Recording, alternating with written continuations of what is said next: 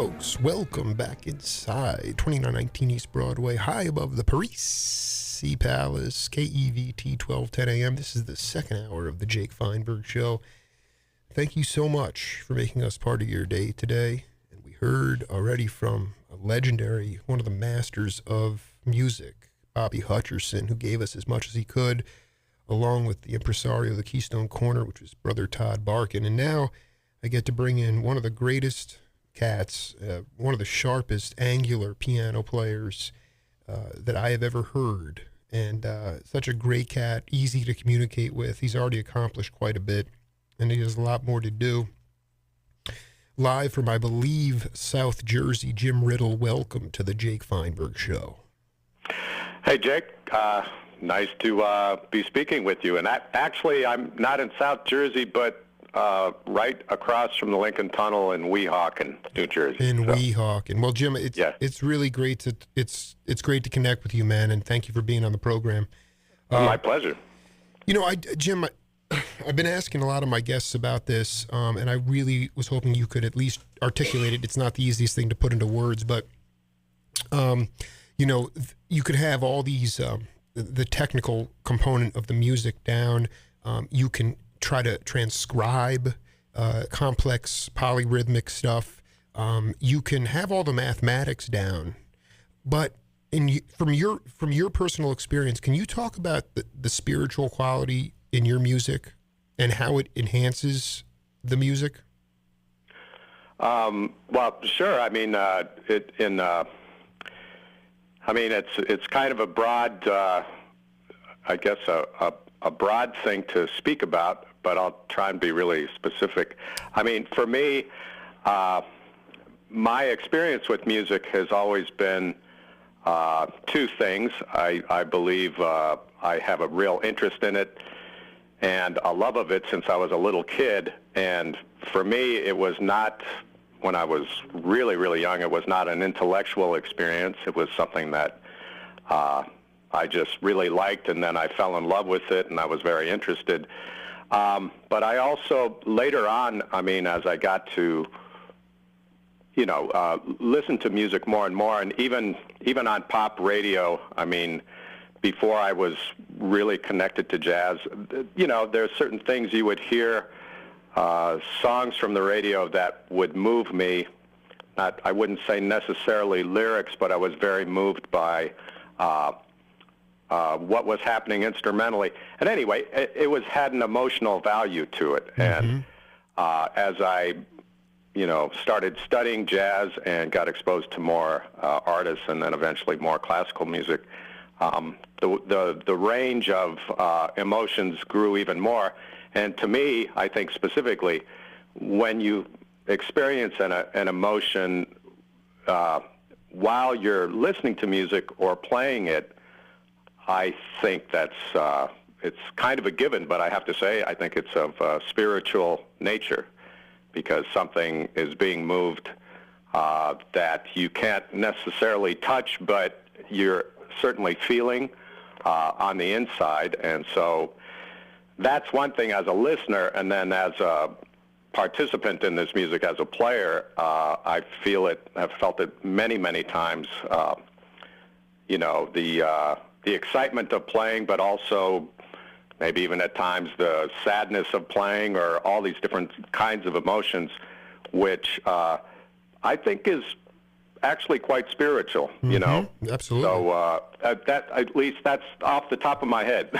No, I mean it's a heavy question, and but could you talk about a time when you felt some kind of emotion where you really had just like what you talked about? You said you've experienced it many times, but there was some time early in your life where you realized that like a lot of the cats, there's only two letters that differentiate between music and magic. And I just wondered if there was an early time in your life when you could talk about that spiritual feeling that you got.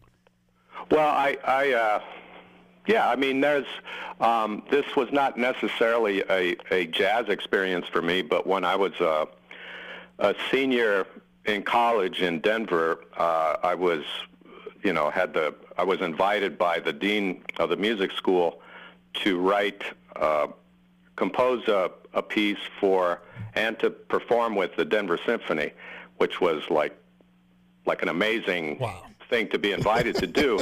And it's something that, even though I'm not a classical musician, but I love the music very much, what I did was, and it was something I always wanted to do since I was a kid, if I could play with an orchestra. And so I wrote a piece, a 17-minute piece for piano and orchestra that depicted I'm half Norwegian, half Czech, but with my Norwegian grandparents, it was a tone poem, a programmatic piece that depicted their journey, in my mind anyway, their journey from Norway across the Atlantic to America. And, in 3 movements, but essentially, it didn't stop. It just was continuous. And I have to say, I mean, that was a very spiritual thing because I feel very spiritually connected to where I grew up. I grew up in North Dakota. Both sides of my family settled, the Homestead Act, that whole thing. And I have a very strong connection to the land and all this kind of thing. And for me to embody that essentially in a piece of music where I got to play with the symphony orchestra, a really, very happening orchestra, certainly at that time, was, without a doubt, a very spiritual experience, but a milestone and a very humbling thing and a very gratifying thing at the same time. So, and I've had many, but that one will always kind of pop out as just a kind of a monumental experience for me because I just. This is phenomenal. Can you go back to the Homestead Act? Are you talking about North Dakota when you were growing up? Can you please? Okay, can you? Yeah, that's where I grew up. Okay, this is phenomenal because this is. Why I do my show, because when I think of Jim Ridl, I think of like the Philadelphia, hard bop, Philadelphia cheesesteak kind of mentality, and here it is. You are from North Dakota on a farm, and a big allegiance. Can you talk about your allegiance to the land and how that passion has guided you through your life? Oh yeah, absolutely. I was born in Dickinson, North Dakota, and my both sides of my family. My father is Czech. Born in the United States, but of Czech heritage, and then my mother's born in the United States also, but of Norwegian heritage, and both of their grandparents and great-grandparents, emigrated from Europe here, and both settled in North Dakota, but via the Homestead Act, where the U.S. government offered 160 acres to homesteaders to, it was their plot of land, and that's where they, would try and build their life, raise a family, try and make a living, and right. So that whole thing, was an extraordinary thing, and so for me, when I was growing up as a little kid. I was born in 1959, so, in the early 1960s when I was just a kid, I have had a farm experience, ranching and farming ever since that time. We don't farm anymore.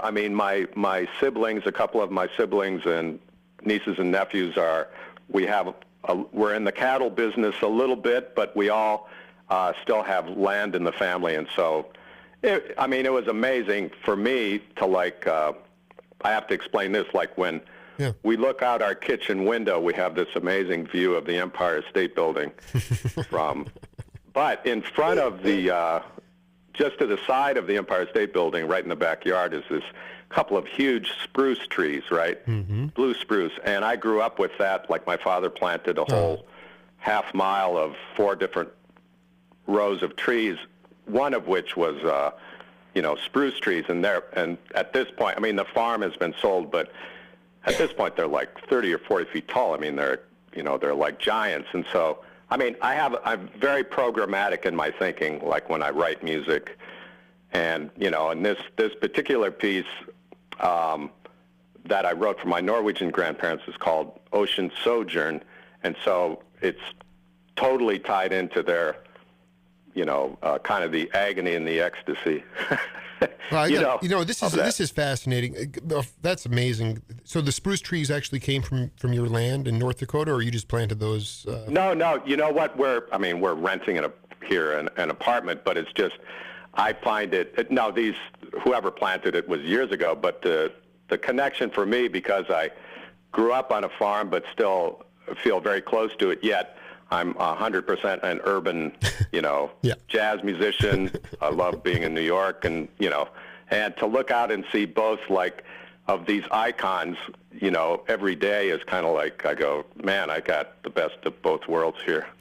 Well, while we're live on Power Talk 1210, let's take a listen to this piece of music from Mr. Ridl, and then we'll come back and break it down. Okay? Okay.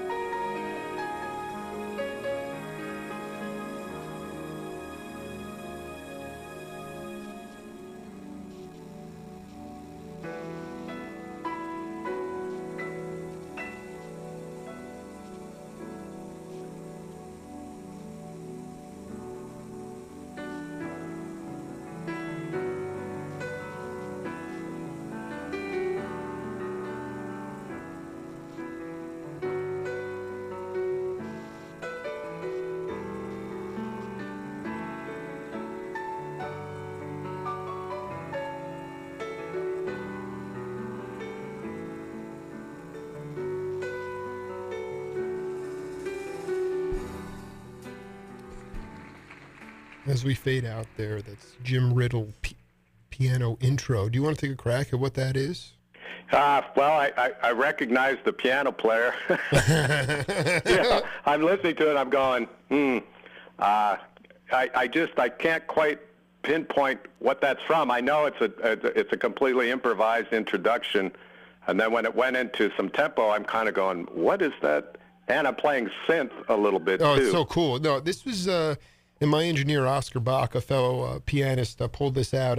I hope I pronounced this guy's name. Zemo Tabar Jazz Band. Oh, that's Chimo. It's for some reason it's pronounced Chimo, but it's Chimo Tabar, and he's a Spanish jazz guitarist, excellent, that I played a lot with in Spain over the last like 5 years or so. That was an intro to a song named Gymnopedie. Yeah, that's the he did an Eric it's called the Eric Satie project, exactly, or something like that, and it was I think the Gymnopedie, or however you say it, it's the I think the famous one that we all know, but it was his arrangement, and then I had this just unaccompanied improvised introduction.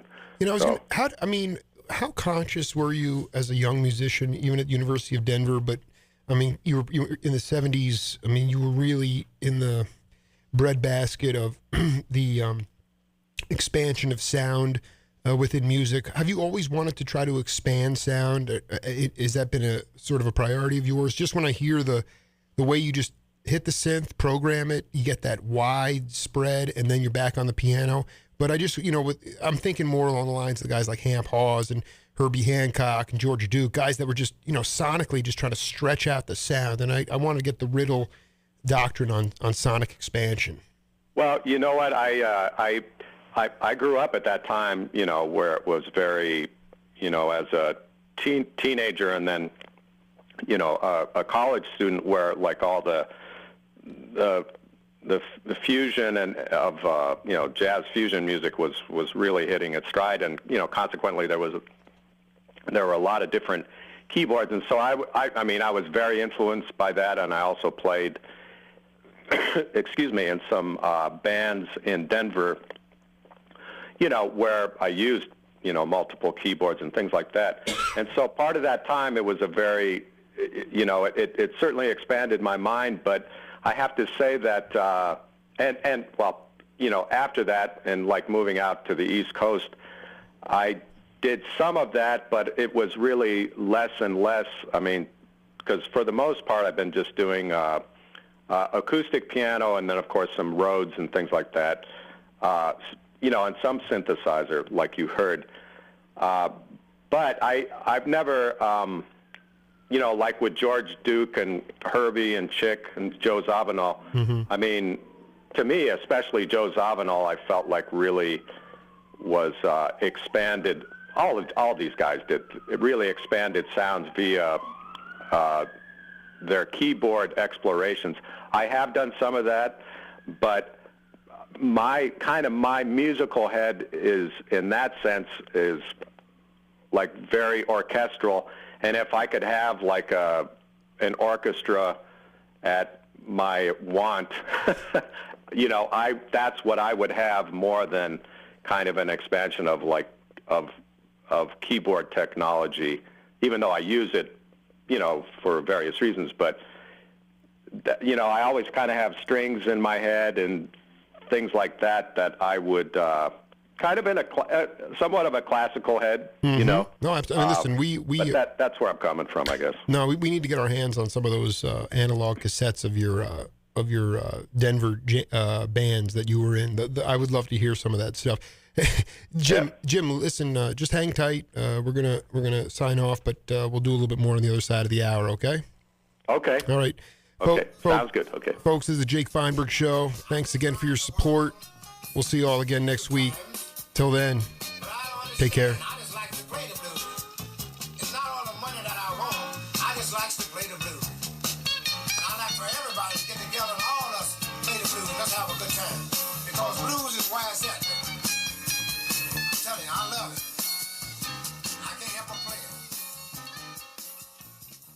Welcome back to a special rollover edition of the Jake Feinberg Show. We're joined by pianist Jim Ridl. Why don't you keep going on the idea of what's in your head? I mean, do you have strings in your head? There's an orchestral thing. Of late, though, what have you been grooving on? Well, as far as my own music, I'm currently working on a new recording. I have pretty much all the tracks down. Now I'm doing some additional things, and it has some strings on it, but it's essentially a follow-up to a recording I did called "Door in a Field." I don't know if you're familiar with that recording. No. It's from, I did it about 11 or 12 years ago, and it was actually very much in dedication to my roots in North Dakota and to my family and on the farm, because the essence of the record is it's a jazz record, but it's really not a lot of blowing, and it's more compositional and a lot more simple. It's piano, bass, drums, and then a string trio, violin, viola, and cello, and it's got a little bit of country, kind of Americana in it, but some swinging, some straight eighth note stuff. Anyway, and some poetry and dedication to my family. The thing is, what I'm working on now is that I have a lot of compositions that have never been recorded or necessarily performed, and so this new recording is a follow-up to "Door in a Field," and of that nature, still kind of this North Dakota vibe, and it's great. I have the same rhythm section of Mark Walker on drums and Daryl Hall on bass. They were on the first one, and then the addition is with Steve Wilson, saxophone, Zach Brock, violin. Wow. And then I have some singers on it, J.D. Walter, Gabriella Anders, Paul Jost, Gina Roche, and then my wife's family is an amazing family of singers, and so that members of that family are going to sing on one of the pieces, which is a little more, not classical, but a little bit more, folk classical. So anyway, that does involve some orchestration on a smaller scale, but kind of has that vibe of like a chamber thing, and still jazz. But you know what I have to say, Jake, I don't know necessarily what to call some of the music sometimes, because right. There might be some improvisation on it, there might not be, and so I mean it definitely will cross over into some other things, but my source is jazz. I 100% admit that, but sometimes I don't know always what to call it because it's not like straight ahead. Yeah, no, I mean this is such a great thing to bring up because I don't know how to get around it exactly, but I really just think labels have really hurt creativity in music, and just the idea of you being unable to say it's just good music, good or bad.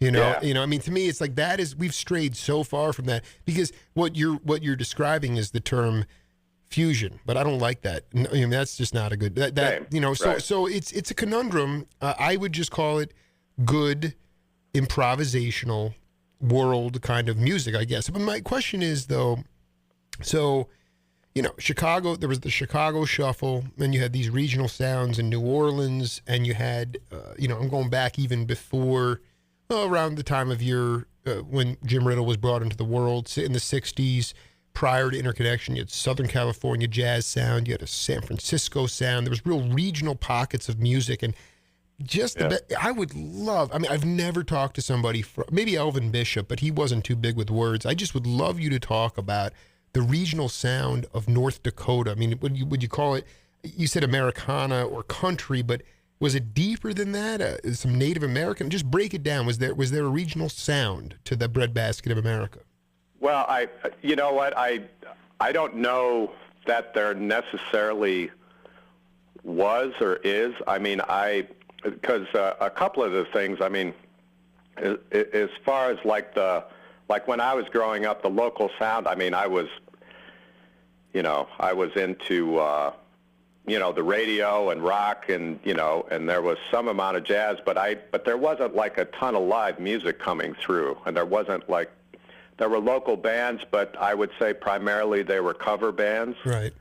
So, but not to say, if I was to include it, to me, because it's very much a rural state, it has more of anything. I mean, it certainly has a big country sound, but that would still be the country and blues. Would still be like kind of all our heroes from the South, from Texas, from Kansas, from Chicago, and both coasts. So honestly, I can't say that there's a particular sound, but I think the artists coming out of it, and I think there's more, because the world is a smaller place now. There's more and more emerging artists of different mediums coming out of the Dakotas and the more rural states. So it might be developing into that, but that's a really good question. I've never thought of that, but because in a certain sense, that I just know a few other musicians from North Dakota, like here in New York, that are jazz musicians, and really, that's kind of it. There's not a lot of cats. The music is everywhere. I mean, thank God it was, because I learned it, actually from a great. My great teacher is from Canada, and he was going to college, and thank God he was there, when I was 15, and then that changed my life. So the jazz music is everywhere, but as far as the sound, no, it really has more. It has more to do with prior to full interconnection, just this idea that there were just these hubs of regional sounds, and then somehow that people would move out, and then that sound would become incorporated into some. It was just intermeshing at a certain time. Jim, I wanted you to talk about a couple of cats in particular, and how you originally linked up with them. Sure. As Tyrone Brown and Sherman Ferguson. Oh yeah, well I know Tyrone from. I know about both of those great musicians from. Actually primarily from playing with Pat Martino, who I played a lot with for 10 years. But Tyrone, I got to also play with, some gigs just on the local Philly scene when he wasn't on tour, and so, which was really, really great. And Sherman, the only time I played with Sherman was really on recording with Pat. The very first recording I ever did with Pat Martino, called Interchange. Sherman was on that date, and then I saw him, which was awesome, and then I saw him, in L.A. a few times when I was touring with Pat, because he was living in L.A. So I know Tyrone better, and unfortunately Sherman is not with us anymore, but so I didn't get to know him real well, but... Can you talk, Tyrone also, he played was he playing the bow on the upright with you? Like, was it in like a duo kind of setting? Oh, no, I think it was just as far as the gigs in Philly. Yeah. No, it's just pizzicato. I mean, not bowing, just, some more straight ahead things, or, or some of his music, and yeah. Also, the reason I bring up Sherman is just, I think about cats like Billy Higgins and Sherman, and I wanted you to talk about his style. A lot of people talk about Billy Higgins. They say his style, it was like water, it was like waves, and it was it exuded just a peaceful, smooth, but it swung really hard. And I wanted you to talk about just those cats like Sherman that you got a chance to play with, that could, in your mind, what does it take to swing a band? To swing a band that Jim Ridl's in. What is that? What does a drummer have to be equipped with? What did Sherman have in his arsenal? Well, I mean, you know what? I mean, he had a lot. I mean, he had so much to say, and I mean, I have to be honest. Why wouldn't I want to be? Yeah, right, of course. I mean, playing with Sherman was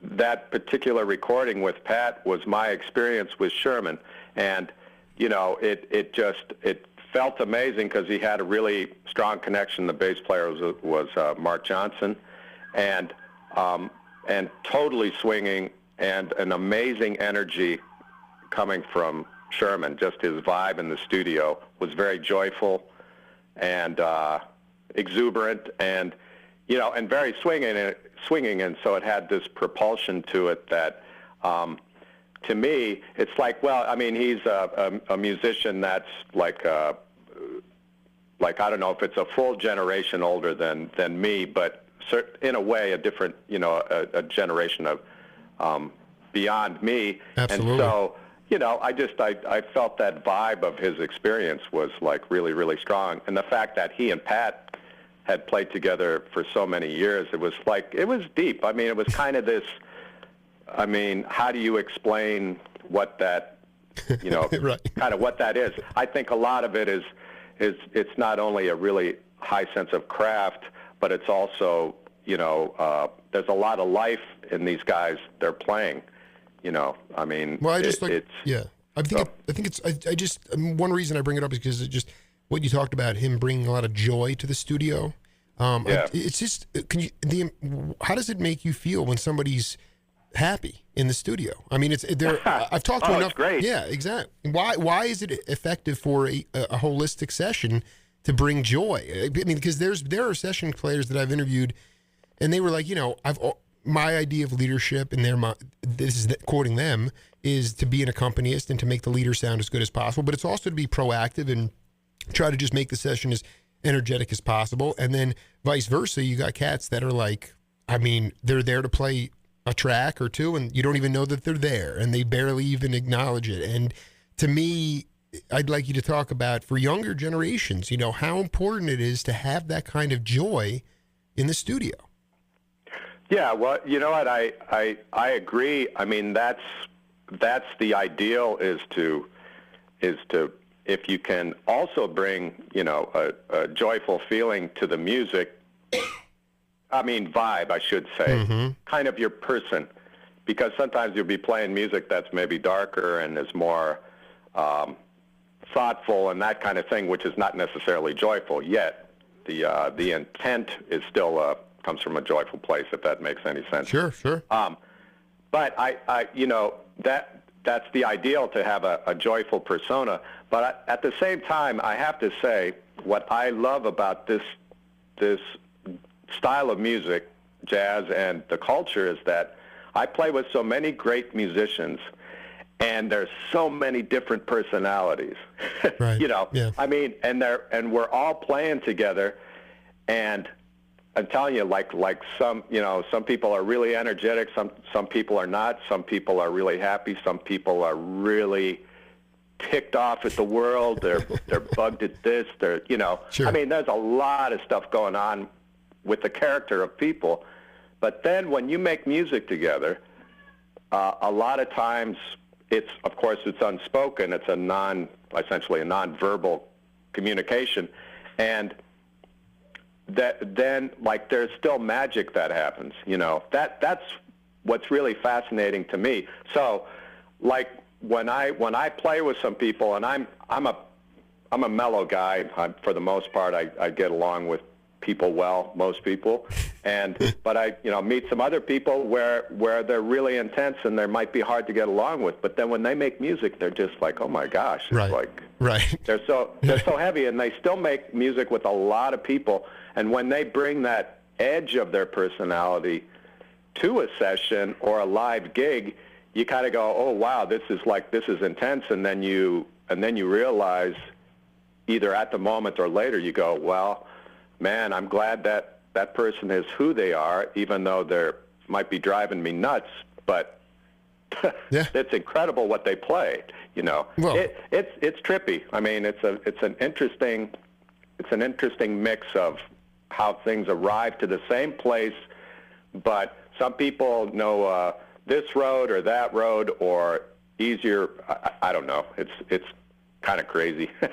No, the great drummer Carl Burnett used to say about Freddie Hubbard, he would, there'd be times during the shows when, if the audience was being disrespectful in his mind, he would start berating them, maybe just walk off the stage. And it would drive him insane. But he said, you know what? When Freddie was on, he was so good. that it made up Yeah. for all, and that's what you're talking about. Yeah. And Jim, he was my first guest on my program, and I just would love to talk. I just want your why you loved and connected for a decade with Pat Martino, and you talk about your feelings about Pat. I'm sure you probably saw him before you guys actually connected music. No, I never. I never break it down. saw Break him, it down. And frankly, I didn't know. I knew about Pat, and I knew he was this great guitar player in Denver. But really, it was so. Honestly, I didn't know him, knew about him, and I didn't know his music that well. I just knew this was a cat, And then when I moved to, out here, and then I was playing in Philly, it's like the first time I met him, and it's like I go, oh my God. And I didn't even make the connection that Pat lives in Philadelphia. I mean, it was kind of like, which was kind of cool. It was very innocent in that way. And so when he came into a gig that I was playing in, when was this? 1992. And where was it? I met him, and he really dug. He was a really nice guy, and he really liked my playing, and he gave me his number, and he said, hey, let's get together and play sometime. And I go, wow. You never know who's listening. Never. That's the thing. That's right. That's you just right. Never know. Wow. And so, but to, answer it further, yeah. That's how we met. But I have to tell you, the first time I got together with him and we just played at his apartment, it was a great connection, and his sound and his sense of swing and his time and his whole vibe was just like, it was really, really heavy. And I go, man. But he really, of course, I loved what he was doing, but it went both ways. He really dug what I was doing, and we had a really strong connection that way, which, obviously he was very generous to, offer me to play on 3 of his recordings, and then, and then to play live with him for quite a few years was, a huge growth, huge spurt for me to, from playing with Pat. Well, he also upped my game immensely, Yeah, no, I mean, it's like Pat does not want to be glorified or idolized in any way, shape, or form. And so the idea that you really respected him but really didn't know him probably was just such an exciting thing for him, on top of the fact that you could really play. It was an innocent thing. And that I saw you guys at, I can't remember the name of the place now, but it was just such a ripping, it was just a ripping show. And, being that I am definitely a generation removed from Sherman Ferguson. I just turned 37 the other day. So okay. Yeah. But Jim, my final question for you is, some people would Stanley Clarke told me that to play the highest form of music, if you really want to play the highest form of music, you have to leave your physical body. And I wanted you to talk about, your experience as far as connecting with your multidimensional self in order to play that music when you have to let go of everything thinking and just let go and leave yourself. Well, I mean, that has happened to me. Mm-hmm. I mean, a reasonable amount of times. I enjoy playing for the most part anyway, but as far as like leaving my body, I can't say that is my experience, but I could say in a way, when I know something heavy has happened, a feeling like that, I could say, is when I get done playing and I don't remember hardly anything that I played. And that I know is like right. I was in a great state of expression and connection. I mean, so in that, but I still know, and even while it's happening, I just, I can say this too. I don't remember what I played, but while I was playing, I know at the moment that it was like I I'm just flowing, and I'm not even sure of what I'm playing, because I'm playing some things I haven't played before that are not, everybody has their own vocabulary, outside of my vocabulary, that I've never played before, and so therefore I really feel like, yeah, that's an experience that's kind of otherworldly, yet it's I think it's a human experience, and it's not uncommon, I think, in the arts, but speaking as a musician, and if you're playing a lot, and if you can teach yourself or allow yourself to let go like that, then it happens more often. But honestly, it's like I don't always know when that's going to happen. Of course, of course. Sometimes it's happened when I haven't been feeling well. When you get a cold, and it's like, man, this is the last place I want to be. But then you get into it, and then you kind of have like, well, I don't really care. This is weird. It's like I don't really care what anybody's thinking. Yet, if that's the case, you kind of go, well, that's not a good way to think. But then if you do go with that, then you're not setting up any barriers to things, to allow things to happen. It's very interesting. And that's when amazing stuff, actually good stuff, I'm not talking negative, Oh, I'm with you 100%. My engineers, it's so cool because when you're feeling like a dog and you're just like, how am I going to get through this? It actually, you just loosen up. I mean, to me, I just, as a listener, as a broadcaster, as somebody who's not a musician, the thing I hate the most is going to a concert to be pacified. I want to see you guys, even if you don't know what's coming, it goes somewhere else. That's the transcendent quality of music. That is how ultimately jazz will sustain. And that's really at the root of my show. So, I mean, I really Jim, you were fantastic answering extremely abstract questions. It's very great talking to you, man, and great questions. And you have a great vibe, very comfortable and knowledgeable, and I appreciate so much you inviting me to. Well, we'll next time we'll meet in person, my friend. Okay, we'll do it. I'll That'd be be back. great. All right. And where are you? What state are you in? I'm in the great state of Arizona, city of Arizona. Tucson. Right, but I'm a New Yorker by trade. So we'll talk soon, Jim. And it was a ball, man. Okay. Thank you, man. Okay.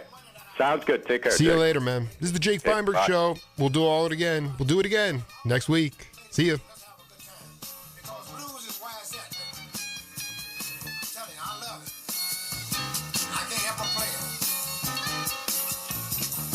So when you wake up in the morning, You're on a gig.